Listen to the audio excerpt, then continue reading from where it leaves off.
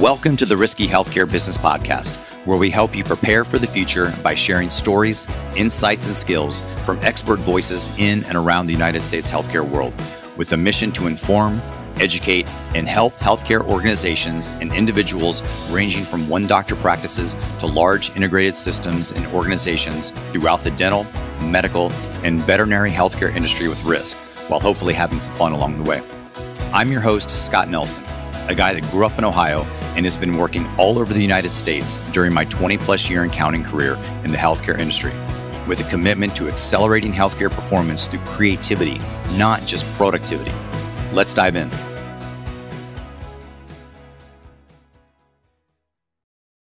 According to the American Veterinary Medical Association, as of 2022, there were 124,069 veterinarians in the U.S. That number includes active AVMA members and non-members. The 124,069 counts 78,717 in clinical practice, of which companion animal practice accounts for 67%, plus 14,158 in public corporate employment, where almost 7% is in academia, plus 31,194 with no available information. The AVMA released an August 2023 news article stating roughly 11,000 veterinary practices each year experience a cyber attack, and with just over 800,000 complaints of suspected internet crime in 2022, according to the FBI, odds are the average practice owner is at risk. If we make an assumption using the 11,000 impacted practices and the 78,717 veterinarians in clinical practice, the impact rate is greater than 7%. All are not solo one-doctor practices, so the impact rate is likely to be higher than 7%. Cyber attacks and technology are only one of many risks where veterinary practices can be vulnerable to an adverse event. Workforce gaps where patient demand outpaces the supply of doctors and staff. Payment models reflect cash and credit instead of insurance. Slow supply chains, expense increases, macroeconomic forces. Today, I'm speaking with Ron Morgan about risk in veterinary care, including those issues and more. Ron is the president and chief executive officer for DoveLewis in Oregon. DoveLewis is a $40 million nonprofit company based in Portland, Oregon that has 24-hour emergency and ICU animal hospitals, as well as advanced veterinary care services. It is one of America's largest volunteer-based animal blood banks, a nationally recognized pet loss support program, 24-hour stabilizing care for lost, stray, and wild animals, and financial assistance for qualifying low-income families and abused animals. It's an accredited teaching hospital, an AVE CCS Level 1 center, as well as accredited by the American Animal Hospital Association and ranks in the top 10% of accredited specialty hospitals in the U.S. At DoveLewis, Ron is responsible for the vision and strategic initiatives that as a nonprofit serves its customers, donors, and veterinary community. His career spans 40 years in human and animal healthcare with roles including insurance, joint ventures, rural health networks, and marketing, public relations, and communications. Let's talk with Ron about risk in veterinary care. Ron, welcome to the show. Hey, thanks for having me. Appreciate it. Before we begin talking about risk in veterinary care, let's go back to the beginning. You have experience in both human and animal healthcare. How did you get into healthcare and where you are today in animal healthcare? Yeah, it's been a long time. You know, it's interesting. I have a kind of different background. I actually graduated in advertising and public relations and went to work in human healthcare, actually in the insurance world for Blue Cross and Blue Shield way back in the 1980s, doing marketing work really, and doing advertising and marketing and PR work. And through that work, I actually got exposed early on to strategic kind of work that was going on in the business, had really early access to the CEOs and vice presidents and people that were working on the planning side of the work that we were doing. And it just kind of kicked in a whole new career path for me because I became fascinated with the business world and strategic planning and work, and have moved on to different healthcare organizations subsequently after that, and really kind of was lucky to find a mentor who needed somebody to grow into strategic planning and overseeing a lot of our external affairs. And at a very young age, I was able to kind of move into that direction in my career, and spent about 17 years working in various aspects of human healthcare, both on the kind of payer side. And then my last few years working in kind of the healthcare company that kind of allowed me to kind of transition my career, I spent a couple of years working on a joint venture development with hospital executives, hospital CEOs, physician group leaders, building kind of rural healthcare networks. And that was just a really great experience that allowed me to kind of understand the inner kind of workings of hospitals and physician leadership and physician groups in human healthcare. At the end of the day, though, after a while, I kind of just felt like I needed to transition my career, and actually got recruited by somebody who was a CFO in one of the companies where I was in human healthcare, and the one where I kind of started working in my strategic planning career. She reached out to me about a job opportunity with Banfield Pet Hospitals. I'd never thought about working in veterinary medicine. I mean, it just had never crossed my mind, to be honest. I mean, I love animals. I have my whole life, but someone reached out to me about a great opportunity, and Banfield is headquartered in Portland, where I live. And one thing led to another, and I joined them, and that kind of started my career path in veterinary medicine. I was the vice president of sales and marketing for them for a couple of years, and before I moved on to DoveLewis. Well, you mentioned having a love of animals. I don't think we can have any type of conversation about veterinary care without at least one question about Bella and Sadie. Would you mind sharing a bit about who Bella is and who Sadie is? Sure. Those are my two dogs. I've got one little one big one. Bella is a fawn-colored pug, and she is quite a clown. She's had medical issues her whole life. We found out actually after we got Bella more than 10 years ago that she had collapsed trachea and some sinus cavity issues and needed surgery at a really young age, and has had to deal with a collapsed trachea her whole life. So it was really actually pretty fortunate that we ended up having her, because I'm not sure anybody else could go through the medical issues we've had with her. And we really honestly didn't think she'd probably live as long as she has, but thanks to the great medicine and care at DoveLewis, we've had her in our family for more than a decade, and she's just an amazing pet. So like I said, she's quite a clown, quite a character. I'm not sure people are familiar with pugs, but they have quite the personality. Sadie's our yellow lab. She's just a little bit younger than Bella. And Sadie actually is a career change guide dog. She was raised by Guide Dogs for the Blind, which is an amazing organization. And she was actually going to be one of their breeder dogs, but went through her full guide dog training. And then prior to her breeding career, though, with them, they found out she had a medical issue and had to move out of the breeder pool and out of guide dogs because of a medical issue. And we were fortunate enough to be able to adopt her. And we, at the time, had a really great partnership with guide dogs at DoveLewis. We do animal-assisted therapy work, and all of our animals, for the most part, are career change or retired guide dogs. And so anyway, Sadie joined our family, and she's been with us ever since, and just a joy having her in our lives. What do they have as their favorite activities? What do they do to keep you guys busy? Well, sleeping's a big one these days as they get a little bit older. Yeah. But, Sadie loves just going out on walks, running, anything she can do to be outside. She actually, when she was raised, loved to swim, although we don't have a pool. So I haven't been able to do that with her much. But really just typical activities. She loves to be outside and just get exercise, and loves being around kids and people. She's quite, through her guide dog training, was really acclimated to being with people. And we've seen that with her. She's really a gentle soul. And Bella is a little bit more exercise restricted because of her collapsed trachea, but same thing. She loves playing with her toys and going on walks when she can. So we have to be a little bit more careful with her. But if we were to take Bella, for instance, to doggy daycare, she would rather sit in someone's lap watching the other dogs play than being out with them. I think she's got a little bit of an attitude, I think, when it comes to that. But it's just wonderful. They bring a lot of joy to our lives. Well, with Bella and her, when you mentioned her medical issues, and this might be the big question, is do Bella and Sadie like going to the vet? You know what? They've got quite used to it.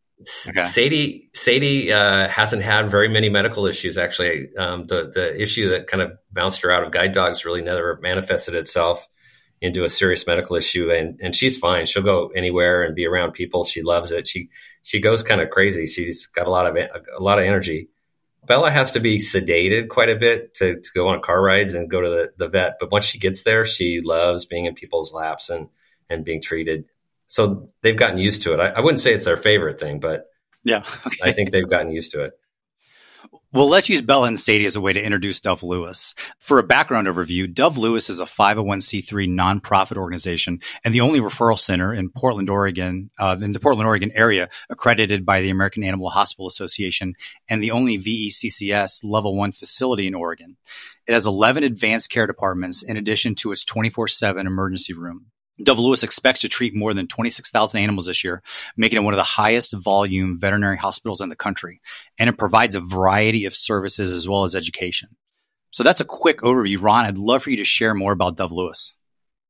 Yeah, it's quite a special organization. There really is, there are not DoveLewis's all over the country and other cities. There's really only, I could think of Boston and New York City where there are other comparable large nonprofit veterinary, multi-specialty ER hospitals that are, also providing community programs. We've been around for more than 50 years. We had our 50-year anniversary last year. We were actually one of the first, if not the first, veterinary emergency hospitals in the country in 1973, founded by the Portland Veterinary Medical Association. And what makes this really special, to equate it to, I think the listener is, it's like a human trauma center. That you might go to, an ER, an ICU, all the specialties that we offer that you wouldn't find in, a lot of typical veterinary clinics. We offer 24/7 emergency surgeries. And so as a surgery center, it's really important to be able to take care of animals in need. And we really kind of pride ourselves on focusing on what, both ends of the leash. It's not just the pet, but also the family, the person attached to that. Our mission very much is the human-animal bond focus, and we're a teaching hospital. And so we not only teach veterinary students and veterinary technician students and also veterinarians coming in to learn the ER world, but we have a product that we produce called @dove.org, which is a distance learning website, which is one of the best really in the world in terms of production and video produced teaching that we offer to veterinary clinics throughout the United States and throughout other parts of the world.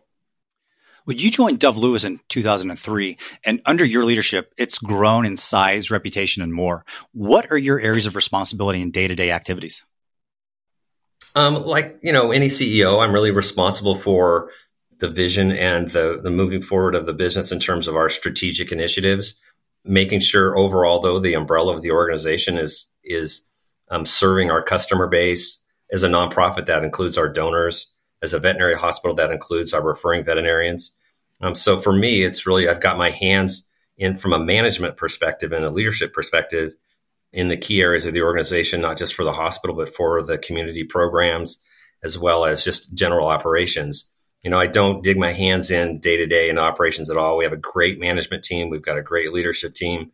So my work is really focused on making sure that we are staying focused on our strategic initiatives, staying focused on emerging issues that could be affecting our ability to meet our mission or to meet our strategic plan.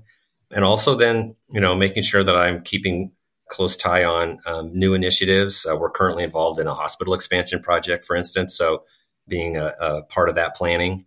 And then as a nonprofit, also making sure that I'm staying connected with, our major donors and people important to the organization.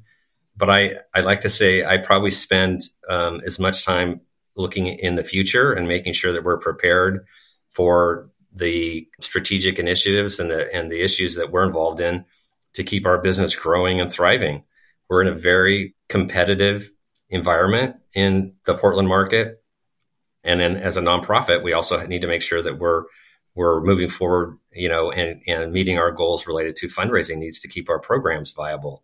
So it's as much, it's a big mix of day to day in terms of today's world, but also making sure that we're prepared for what we need to deliver tomorrow. Well, transitioning to risk, I'm interested to know how you view and approach risk in veterinary care, in your work, and at DoveLewis.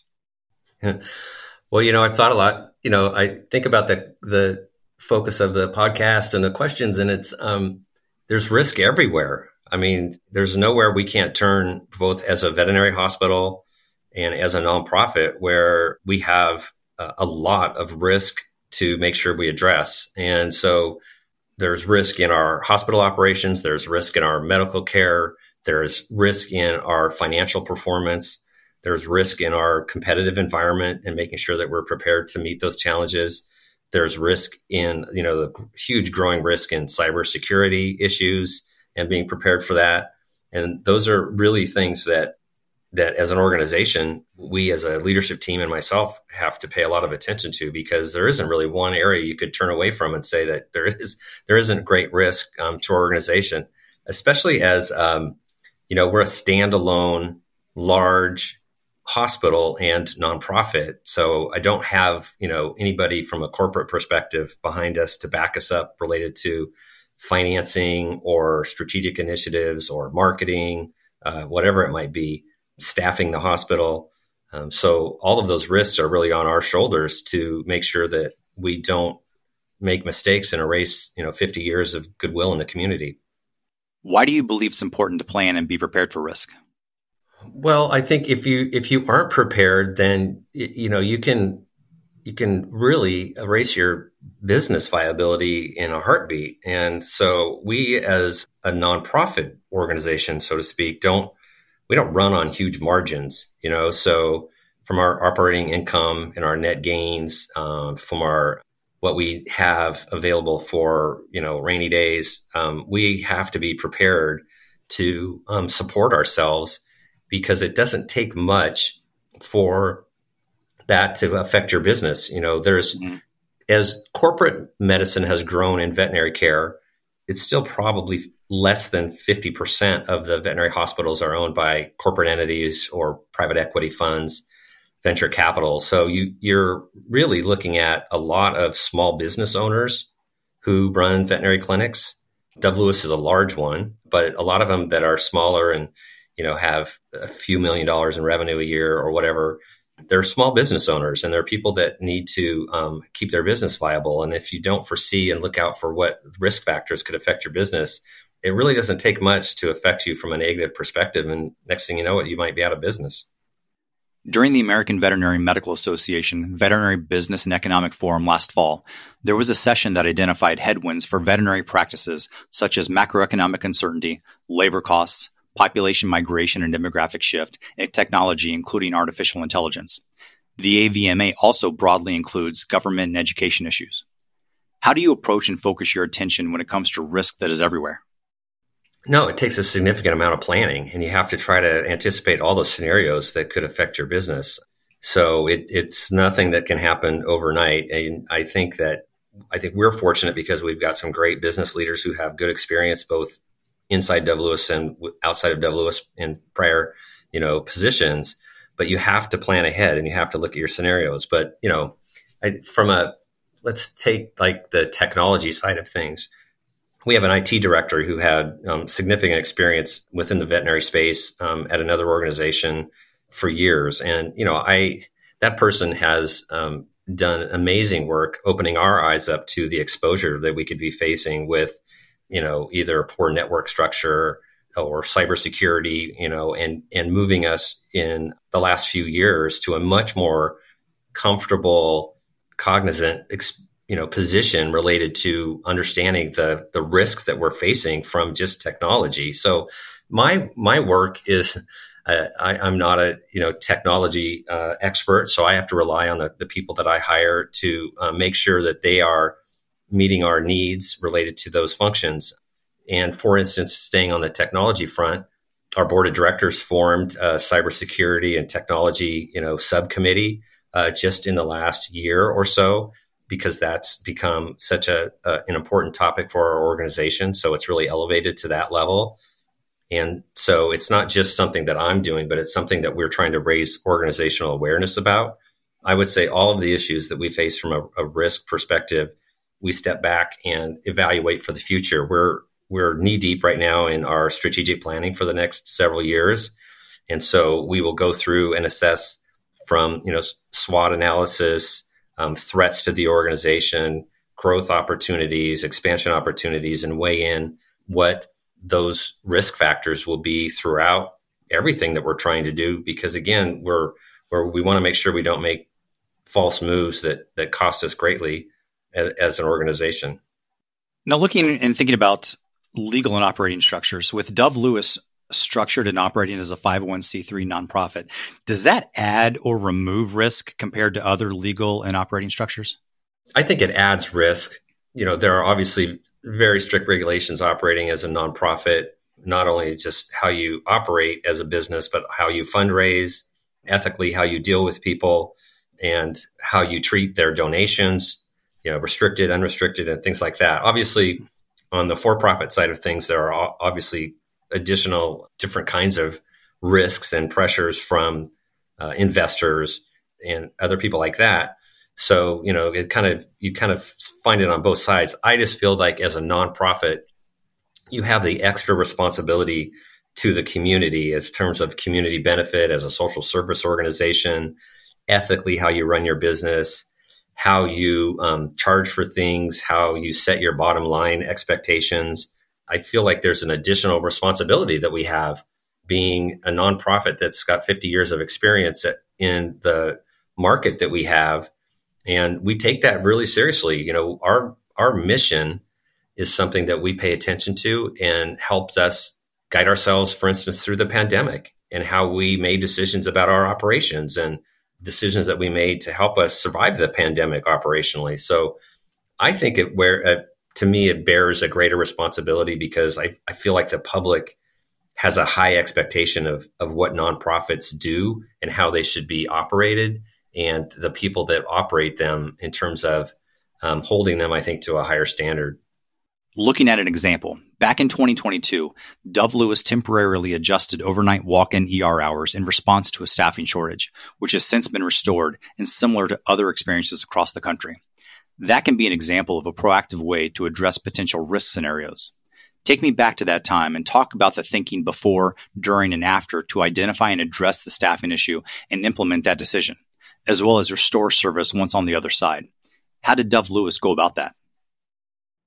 Yeah, that's a great question. That was probably the hardest decision that made in my time at DoveLewis. So during the pandemic, first of all, let me back up a little bit. Before the pandemic, the veterinary world had a staffing shortage. There was one survey that came out that said there were 2,000 more job openings for veterinarians than there were veterinarians looking for jobs in the U.S. And that was before the pandemic. So there's been a shortage of veterinarians, veterinary technicians, or nurses for quite a while. And when the pandemic hit, it just exacerbated the whole problem. We had to go through 60 to 70 operating changes just to keep our doors open and meet the requirements as an essential business for how we would operate. And you mentioned that veterinary hospitals and clinics across the country, changed their hours. It was very rare for an ER to be able to stay open 24/7 and meet the demand that was coming in their doors. And our patient volume just grew tremendously. To kind of go back to your question, we made a decision while other ERs around us were closing overnight hours and changing their operations during the pandemic. We felt like part of our mission says that we'll be there for the community always. And so we felt like if not us, then who would be open for the people 24/7 that needed veterinary emergency care. So it was a really difficult time, not just the decision about eventually, shutting down the overnight receiving, but to stay open before that. We always felt like our time would come. Like we were soldiering through this. We were working with and coordinating with other ERs in the area about who was open, who was not. So, because we knew that the overflow was always going to come to us. And it was, from a risk perspective, I can tell you that I'm still amazed at the staff at DoveLewis and how much they persevered through that and hung in with us and stayed there because it was really stressful and really difficult. As what happened in that period of time, though, as the pandemic started to everybody was kind of coming out of it, our negative impact was about to hit. And like I said, we always knew at some point we were going to pay the price probably for staying open for the communities for so long. Mm-hmm. And what happened was we had a very sudden rash loss of our technician staff. So our nursing staff, over a period of about 6 weeks or so, we just had a lot of people to say, burned out, I can't do this anymore. Or I'm I decided to leave the industry and I'm going to go do something different. And we took several weeks to evaluate what our options were. And at the end of the day, we knew that at some point this may happen. And we said we played the long game, I guess is what I would say, is that we made a decision that in order to not risk the entire future of the organization and try to stay open and with a staff that just couldn't provide the level of medicine that we needed to do what to us was the unthinkable, which was to shut down those overnight ER receiving hours. The ICU stayed open 24/7. So our critical care unit, our intensive care unit was still open. But for, several hours late at night to the early morning, we just couldn't receive. We didn't have the staff. So we made that decision and we really paid a price for it financially. I think, we probably lost some support of the community, but we did it because we had to minimize the long-term risks of the organization. And so we got to work really quickly. We revamped our hiring processes, our recruiting processes, and we're really able to reopen at the beginning of June last year to 24/7 operations. And, so it was a rough time for the organization, both financially and I think, image wise, but we played the long game. We measured the risk of staying open versus doing that and knew that for the long haul for the organization, it was the right decision. DoveLewis provides a lot of services. Considering a long game approach and looking at risk in the future, is there risk in providing a service versus not providing a service? Yeah, yes. I mean, because the things that we do, we provide $25,000 a month in financial assistance. We are the organization where injured stray and wildlife are taken, among many other things that we do in our nonprofit, with our nonprofit programs. We have a lot of discussions all the time about if we were to close or if something happened to DoveLewis, who's going to pick up those programs and who's going to provide those for the community. And there's not really an answer for that. I guess some other organizations would step up, but the breadth of what we do for the community is pretty hard to replace. And so as we make decisions about the viability of the organization and decisions that we need to make, that definitely comes into play. I want to also say, one of the things that we do from kind of evaluating our planning and our risk is I think it was probably pretty rare is we did early on in the pandemic, we did market research related to the effects of all the changes that we were going through. And then last year we went back and did that same research and we asked questions and evaluate our performance and our operations pre-pandemic, or in the pandemic and post-pandemic to measure the risks that were affecting the organization and our operations and how we can evaluate those and change those. And part of that is our hospital operations and a lot of it is our community programs and the things that we need to do to make sure the organization is viable in the eyes of our clients and our referring veterinarians. From the results of that research, what have been some of either the changes, the takeaways, or the lesson learned that DoveLewis has implemented?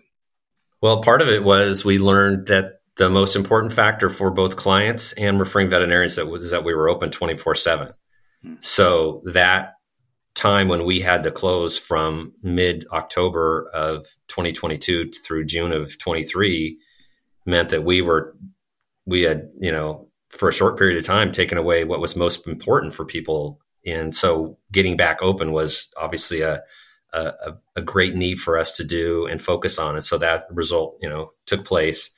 And then we've learned a lot of other communication factors in terms of just, on hold, how long people are waiting to see a doctor, how long they're on hold on the phone, a number of operational things that we're working on right now as part of our strategic planning. We also evaluated our own employee engagement, because right now recruitment and retention of employees in veterinary medicine is about as important as it's ever been. So all of those factors are going into our current strategic planning work for 2024 and beyond to really mitigate our risk in all of those areas. And so we're focusing on what our employees need, what our clients need, obviously our patients from a medical, performance perspective, and then our referring veterinary community. I'd like to get your thoughts on risk and resources. You talked about technology and cybersecurity, staff and employee engagement, and recruitment and retention. Should plans and processes be included as risk resources? DoveLewis has a veterinarian mentorship program that includes entrustable professional activities, or EPAs, which are essential tasks or responsibilities that a competent professional should be able to perform unsupervised once training is complete and can enhance competency and lead to better patient care and outcomes. What resources have you found helpful or critical to manage risk?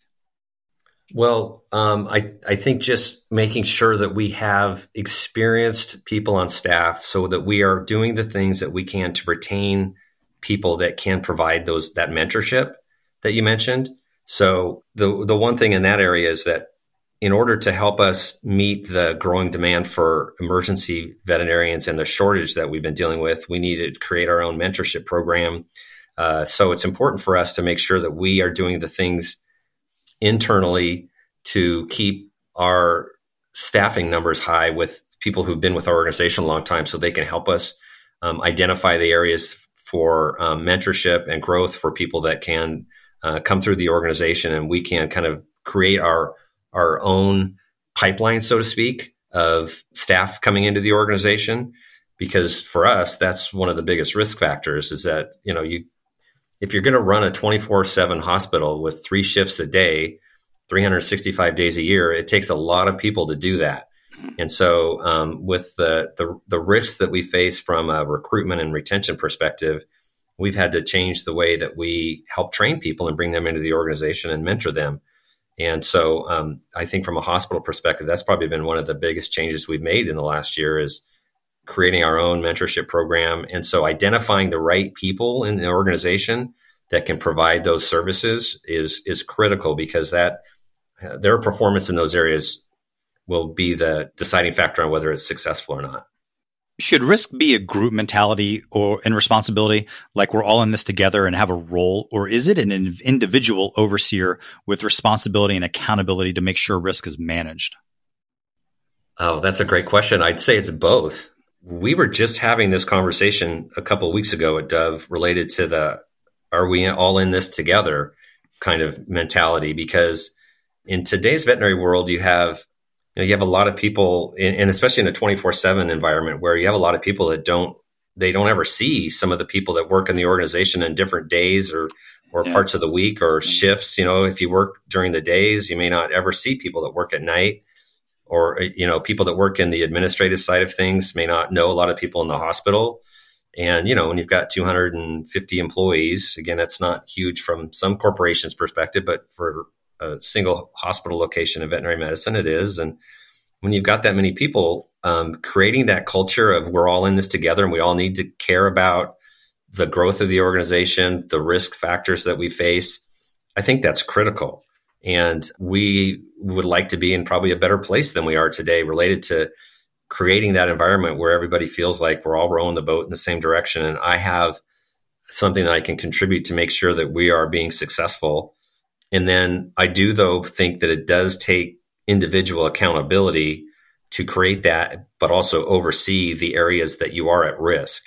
I mean, you have to have people that are identifying and have the expertise to identify the risk areas, both from a financial perspective, from a technology perspective, and other parts of the business, to make sure that we are covering our risk factors. I mean, for instance, if you can say we're all in this together and we're all focused on it, but if you don't have somebody that has the knowledge that, hey, by the way, we better make sure that we have cybersecurity insurance, or from a technology perspective, we're making sure that we're training all of those people to recognize when a phishing expedition might be taking place in their email, those kinds of things. You've got to have the expertise to oversee it. So I think it's both. We talk about having an individual or person with the experience to be able to cover risk factors. How can those vulnerabilities or risk vulnerabilities be checked, and what might be some potential obstacles? Maybe it is the person that's involved in overseeing that or checking that. How can vulnerabilities be checked, and what might some of those potential obstacles be that can be overcome? Well, I think it comes down to leadership in some respects. I mean, I always feel like you've got to hire great people. You've got to hire the right people that you can trust. So first of all, I think you need to have the right people that can identify those areas of risk. But then you need to have regular work and discussions about those risk factors. You need to make sure that there's plans in place to check in on the development of those risk factors. For instance, on the IT perspective, if we didn't have someone who was overseeing, the development of our training and education related to cybersecurity, and then also working with our board of directors and establishing that kind of accountability expectation, then, the work may not get done. So you have to have the right person, I think, doing the work, but then you have to have the levers in place from a leadership, management, and stewardship perspective to make sure that you're having the conversations related to the plan that needs to be implemented for whichever that might be. So I just think it takes strong leadership and management, but it also takes the right person in the right position in an organization. Looking back through recent history from a risk standpoint, what was expected versus unexpected in veterinary care to you, and what could have been potentially done differently? I think, one of the things that I probably didn't know coming into veterinary medicine, and again, it's been 20 plus years, but there's huge differences between human healthcare and veterinary medicine, and in terms of just the payment structure that creates a lot of risk for veterinary medicine. So, in human healthcare, you've got, it's insurance based, correct? In terms of how things get paid for the most part. And there's very little insurance in veterinary medicine. So you have a cash credit payment system for the most part in veterinary medicine, which creates a lot of risk, not just in terms of collection of funds, but also in the kind of data that you have about people. And then for DoveLewis, on top of that, we're a nonprofit. So we have a lot of information about donors and so forth. So, but I think that's a huge kind of thing that I probably going into the veterinary medicine side of things, I probably didn't appreciate it as much. And it hasn't changed a lot in 20 years. I mean, the amount of insurance has grown a little bit, but nowhere near in the United States as much as it's available in Europe, for instance. But I think that's a huge difference and in growth in terms of understanding how we could mitigate that risk. But I would say that's probably one of the primary areas that is applicable in veterinary medicine. Now, looking forward during this year, what do you see as potential issues and how to be prepared? Well, I think a huge issue for the veterinary world still is staffing. And, the pet population is growing, pet ownership is growing. It exploded during the pandemic. It's certainly slowed down a little bit since then.